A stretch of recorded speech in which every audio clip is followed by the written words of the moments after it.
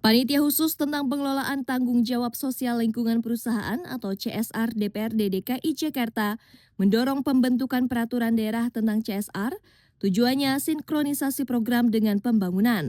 Ketua Pansus, Gozi Zulazmi mengatakan pelaksanaan CSR selama ini berjalan tanpa koordinasi yang kuat dari Pemprov DKI Jakarta. Menurutnya pembentukan Perda CSR akan berdampak nyata bagi masyarakat, satu di antaranya terobosan dalam Perda pembentukan database perusahaan yang komprehensif. Jakarta membutuhkan sistem pelaporan yang transparan dan terintegrasi melalui platform digital. Selain itu, Gozi menegaskan Perda CSR nantinya akan memuat poin mengenai sanksi bagi perusahaan yang abai terhadap tanggung jawab sosial. Gozi menargetkan pengesahan payung hukum tentang CSR menjadi Perda di tahun 2026. Dalam waktu dekat, Asosiasi Pengusaha hingga akademisi akan hadir memberikan masukan dan juga saran. Pengelolaan CSR atau TJSL ini harus terencana, jangan sporadis.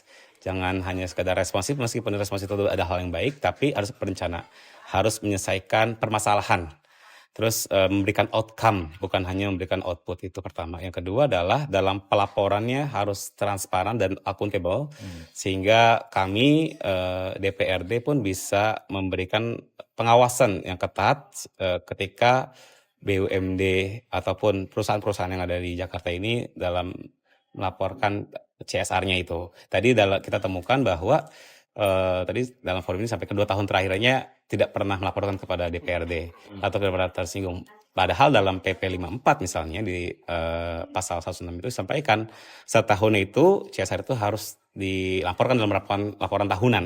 Nah, ini kan jadi satu hal yang harus selesai. Yang ketiga adalah yang paling penting bagi saya, yang paling dasar adalah penyamaan regulasi. Masing-masing tadi saya lihat masih berbeda-beda. Ini belum kita lihat BUMD yang lain. Belum kita lihat perusahaan-perusahaan di private sector maupun di hal-hal lain dalam menggunakan dasar hukum CSR maupun TJSL ini. Isu ataupun perencanaan pembuatan Perda itu dari tahun 2012 itu sudah pernah dilakukan. Ketika Pergub itu tahun 2013, kita melihat beberapa masukan dari anggota Dewan yang lama juga, ini memang harus diusulkan Perda CSR. Ketika kita kemarin di pertemuan pertama, banyak permasalahan di situ. Penyamaan terkait masalah updating ataupun revisi terkait peraturan.